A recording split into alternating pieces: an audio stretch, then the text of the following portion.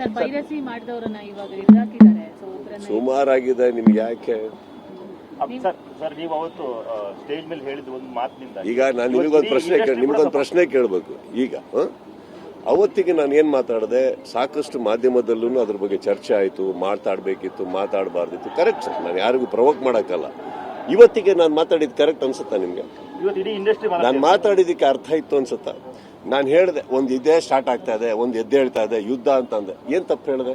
ಇದು ಪೈರಸಿ ಮಾಡಿದ್ರೆ ನನ್ನ ಸಿನಿಮಾ ವಿರುದ್ಧ ಒಂದು ಯುದ್ಧ ಘೋಷಿಸಿದ್ರೆ ಕೆಲವರು. ಪೈರಸಿ ಹೆಸರಲ್ಲಿ ಒಂದು ಯುದ್ಧ ಘೋಷಿಸಿದ್ರು ಸರ್ ನನ್ನ ಸಿನಿಮಾದ ಮೇಲೆ.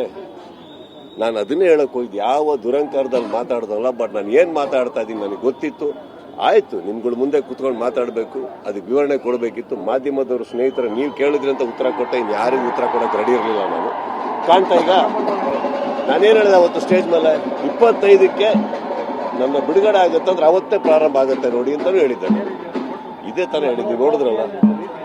ಆಗುತ್ತೆ, ಏನ್ ಕ್ರಮ ತಗೊಂಡಿದ್ದೀವಿ. ಈ ವಿಚಾರವಾಗಿ ಜಗ್ಗೇಶ್ವರ್ ರಾಜ್ಯಸಭೆಯಲ್ಲಿ ಕೂಡ ಮಾತಾಡಿರ್ತಾರೆ. ಹಂಗಂದ್ರೆ ನೀವು ಹೇಳಿದ ಮಾತಿನ ನಂತರ ಈಗ ಎಫೆಕ್ಟ್ ಗಳು ದೊಡ್ಡದಾಗ ಆಗ್ತಾ ಇದೆ.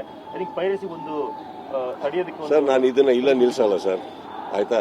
ನಾನು ಸರ್ಕಾರವನ್ನು ಭೇಟಿ ಮಾಡಿದ್ದೀನಿ. ಚಿತ್ರರಂಗಕ್ಕೆ ಒಂದು ಒಳ್ಳೇದಾಗಬೇಕು ಅಂದ್ರೆ ಬಹಳ ಒಳ್ಳೆ ಕೆಲಸ ನಡೀತದೆ ಸರ್ಕಾರದ ಸೈಡಿಂದ. ಇದು ನಾನು ಪ್ರಾಮಿಸ್ ಮಾಡಬಲ್ಲೆ. ನನ್ನ ಸ್ನೇಹಿತರ ಒಳಗಡೆ ಇರೋ ಎಲ್ಲದಕ್ಕೆ ಮಾಡ್ತಾ ಇದ್ದಾರೆ. ಚಿತ್ರರಂಗಕ್ಕೆ ಒಂದು ಒಳ್ಳೆ ಆಗೋ ಥರ ಖಂಡಿತವಾಗ್ಲೂ ತಗೊಂತೀವಿ.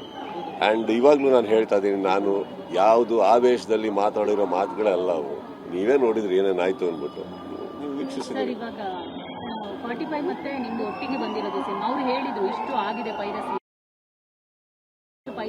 ನಾನು 3ನೇ ದಿನನೇ ನಿಮಗೆ ಕೊಡ್ಲಿಲ್ಲ ಅಲ್ಲ. ನಿಮಗೆ ಮೊನ್ನೆ ಪ್ರೆಸ್ ಮೀಟಿಂಗ್ ಅಲ್ಲಿ ಹೇಳಿಲ್ವ 9,000 ಆಡ್ ಲಿಂಕ್ಸ್. ಅಲ್ಲಿಂದ ಇವತ್ತವರೆಗೆ ಎಷ್ಟಾಗಿರ್ಬೇಕು ಹಂಗಾರೆ ಯೋಚನೆ ಮಾಡಿ.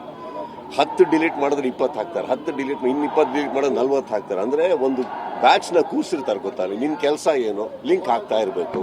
ಅದೇ ತಾನೇ ಅವ್ರ ಕೆಲಸ. ಅದು ಒಂದು ಕೂರ್ಸಿರ್ಬೇಕಾದ್ರೆ, ಪೇಡ್ ಕೂರ್ಸಿರ್ಬೇಕಾದ್ರೆ ನಿಮ್ ಕೆಲಸನೇ ಇದು ಅಂದಾಗ ಆಕ್ಚುಲಿ ಸಿನಿಮಾ ಪೈರಸಿ ಮಾಡೋ ಉದ್ದೇಶನೇ ಅಲ್ಲ. ಪೈರಸಿ ಯಾವಾಗ ಸರ್ ಆಗುತ್ತೆ?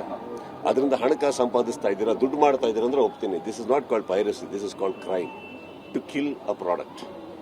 ಉದ್ದೇಶ ಬಂದು ನಿಮಗೆ ಫ್ರೀಯಾಗಿ ತೋರಿಸ್ಬೇಕು ಈ ಪಿಕ್ಚರ್ ಅನ್ಬೇಕಾದ್ರೆ ಇದರಲ್ಲಿ ನಿಮಗೆ ದುಡ್ಡು ಎಲ್ಲಿಂದ ಇದೆ ಇವಾಗ? ಓಕೆ, ನಿಮಗೆ ಡೌನ್ಲೋಡ್ ಮಾಡೋದ್ಬೇಕಾದ್ರೆ ಒಂದು 10 ರೂಪಾಯಿ ಹಾಕಿ, 20 ರೂಪಾಯಿ ಹಾಕಿ, 30 ರೂಪಾಯಿ ಕೊಟ್ಟು ಡೌನ್ಲೋಡ್ ಮಾಡಿದ್ರೆ ಹೋಗ್ತೀನಿ. ಇತ್ತಲ್ಲಿ ಏನಿಲ್ಲ, ಓದ್ತೀನಿ, ಪಿಕ್ಚರ್ ನೋಡಿ ಅನ್ಬೇಕಾದ್ರೆ this is it kind of a war declared against the film. Correct, will get to the root sir, not a problem. Sir theatre ಅವರೇ ಶಾಮೀಲಾಗಿದ್ದಾರೆ ಅಂತ ಒಂದಿಷ್ಟು ಸುದ್ದಿಗಳು ಹರಿದಾಡ್ತಾರೆ. ಯಾರು? ಥಿಯೇಟರ್ಸ್. ಏನ್ ಗೊತ್ತಮ್ಮ, ಇವಾಗ ಫಸ್ಟ್ ಆಫ್ ಆಲ್ ಹೇಳ್ತೀನಿ ಕೇಳಿ, ಬುಡಕ್ಕೆ ಹೋಗೋಣ. ಯಾಕೆ ಈಗ ಯಾರಾದ್ರೂ ಒಬ್ರು ಬಂದು ಇವಾಗ ಪೊಲೀಸ್ ರೆಕಾರ್ಡ್ಸ್ ಅಲ್ಲಿ ಯಾರಾದ್ರೂ ಬಂದು ಒಬ್ರು ಹೆಚ್ಚು ಕಮ್ಮಿ ಮಾಡಿದ್ರು ಅನ್ಬೇಕಾದ್ರೆ ಅವ್ರನ್ನ ಹಿಡಿದ್ರೆ ಅವ್ರ ಮೂಲಕ ಬುಡದ ತನಕ ಹೋಗ್ತಾರಲ್ವಾ? ಕರೆಕ್ಟ್, ಬುಡದ ತನಕ ಹೋಗ್ತಾ ಇದಾರೆ. ಬುಡದ ತನಕ ಹೋಗ್ತೀವಿ, ಬಿಡಲ್ಲ.